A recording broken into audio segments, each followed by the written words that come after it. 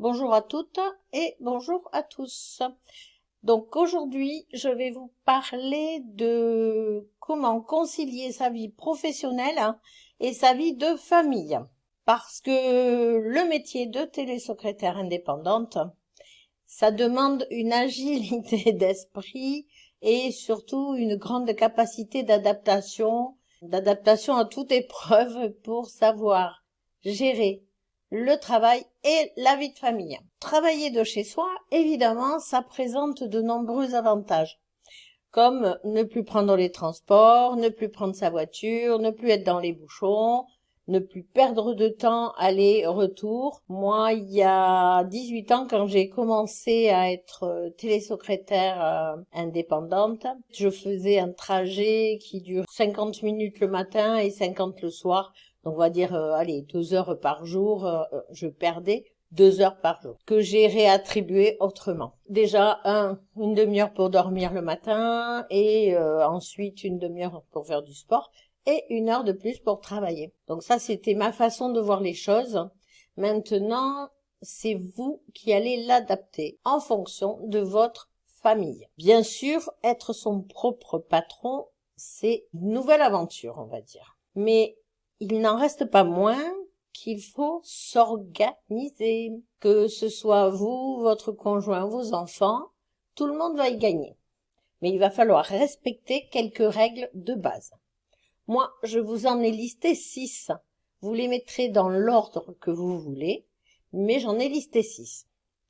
Donc, la première règle, c'est définir votre espace de travail. Évidemment, travailler à domicile, dans l'idéal, c'est avoir un lieu de travail et un lieu de vie. C'est quand on travaille à domicile, c'est essentiel. C'est essentiel tant physiquement que pour le psychologique. Si vous disposez d'une pièce, si vous avez la chance de disposer d'une pièce que vous pouvez adapter comme bureau, c'est impeccable. Toutefois, tout le monde n'a pas cette chance. Donc, il faut penser à vous réserver un coin. Un coin, dans l'idéal, je vous déconseille la chambre.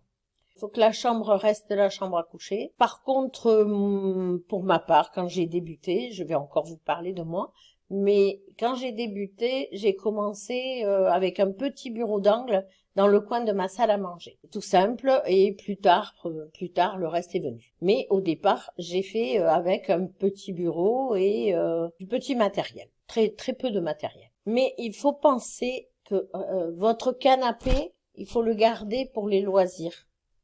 Ne travaillez pas assise sur le canapé. Préférez une chaise de bureau ou un fauteuil de bureau, mais confortable.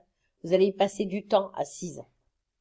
Alors, si c'est confortable, ça sera mieux pour votre activité. Ne prenez pas les endroits pour vous relaxer comme lieu pour travailler. Essayez de les isoler. Dans un espace plus réduit, pensez que il faut pas que vous ayez l'impression de vivre 24 heures sur 24 dans votre entreprise. Un exemple tout bête, si vous travaillez sur la table de la cuisine, ayez une place pour travailler et ayez une place pour manger. Et vous verrez, si vous vous asseyez pas à la place où vous mangez d'habitude pour travailler, vous aurez quand même psychologiquement l'impression de pas être au même endroit, pas avoir la même vision. Ce sont ce qu'on appelle des limites mentales et ça vous aidera à trouver un équilibre entre vie professionnelle et vie privée. La règle que j'ai identifiée en règle numéro 2, c'est gérer un emploi du temps en famille. Donc, respecter des horaires et vous organiser avec votre conjoint, c'est important. Vous le faisiez avant. Donc, continuez à vous organiser avec votre conjoint pour les enfants. Ça maintiendra un équilibre travail-vie de famille. Ne faites pas plusieurs choses à la fois. Même si c'est pas évident en présence des enfants, même s'ils se rendent compte du changement et que vous êtes présente à la maison plus souvent, l'idéal c'est de les rassurer et de leur proposer un temps pour chaque activité. C'est-à-dire que vous travaillez. Alors, n'hésitez pas à couper vos séances de travail pour aller les voir.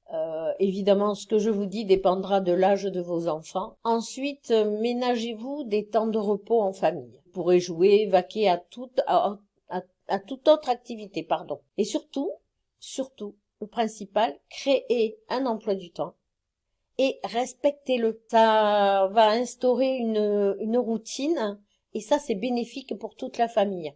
Alors évidemment, si les choses ne fonctionnent pas comme vous les avez mises au début, n'hésitez pas à changer-les. On essaie de créer une bonne ambiance, vie professionnelle, vie privée. La règle numéro 3. Oui, la règle numéro 3, enfin, que j'ai identifiée en numéro 3, c'est établir des règles. Vos enfants regardent la télévision alors que vous êtes en train de travailler. Eh ben, d'accord, pas de souci. Mais qu'ils ne mettent pas le son à fond. L'idée, c'est que la cohabitation se passe au mieux.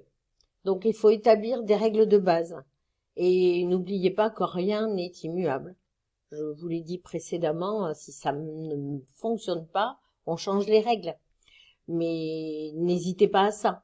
Simplement, communiquez. Communiquez, tout comme vous communiquez pour votre vie professionnelle, communiquez pour votre vie privée.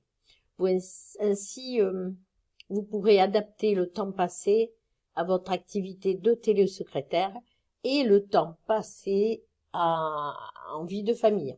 Par exemple, si vous avez un agenda, n'hésitez pas à le mettre à la vue de votre conjoint et de vos enfants. Tout le monde pourra le consulter et déterminera quand est-ce que vous êtes disponible. Vous exercez votre activité de télésecrétaire, vous avez un bureau par exemple, une pièce dédiée, alors n'hésitez pas, si c'est nécessaire, d'afficher un panneau « Ne pas déranger ». Un petit rappel à l'ordre n'est jamais superflu. On va passer à ce que j'appelle la règle numéro 4, occuper ses enfants. Donc vous êtes la maman d'enfants, d'adorables enfants, mais ils sont présents toute la journée. Parce qu'il n'y a pas école, parce que il n'y a pas crèche, etc. Donc, il va falloir développer votre faculté d'adaptation pour occuper vos enfants pendant que vous travaillez. Alors, assurez-vous de leur trouver une activité durable autant que possible et de privilégier des activités calmes. Donc, la lecture, c'est pas toujours évident, le coloriage, les puzzles ou alors la télévision avec les dessins animés préférés. Prévoyez des plages de détente avec eux. Adaptez-vous à leur rythme et vous verrez, les enfants ont une capacité d'adaptation incroyable. Ils vont s'adapter à votre façon de travailler sans problème. Ils vont s'adapter à votre agenda très rapidement. Mais pour cela, il faut l'avoir clairement défini avec eux. Ce que je vais vous dire en règle numéro 5, c'est n'oubliez pas, lâcher prise. Vous ne pourrez pas tout contrôler. Dans votre métier de télésecrétaire indépendante, tout comme à la maison, les pauses sont indispensables. En effet, prendre une pause, ça contribue à maintenir l'équilibre entre votre vie privée et votre vie professionnelle. Lorsque vous aurez défini vos plages horaires, vos repos, vos moments de détente et la fin de votre travail le soir ou à l'heure que vous le souhaitez, faites une activité. Mais faites une activité qui vous plaît pour sortir. C'est ce que j'explique dans ma formation. Allez boire un café avec des amis ou un pot, cuisiner des bons petits plats, méditer, jardiner, aller marcher, faire du sport, jouer avec vos enfants. Il y en a des tas d'autres. Faites ce que vous aimez. Lire aussi, une petite demi-heure. Mais faites une activité qui vous permet le passage de la vie professionnelle à la vie personnelle, puisque vous n'avez plus le temps de transport. Ensuite, il faut vous dire que le métier de télésecrétaire indépendante, quand il est exercé à domicile, ça exige beaucoup d'organisation, beaucoup d'organisation.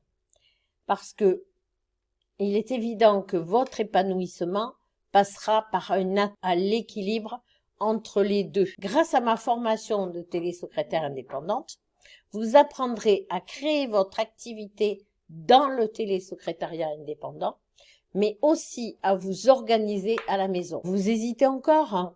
Rejoignez le groupe Les Futurs Télésecrétaires. Abonnez-vous à ma chaîne pour avoir d'autres conseils. Et dans ma formation, vous trouverez de multiples astuces pour télétravailler à la maison. À bientôt dans une nouvelle vidéo.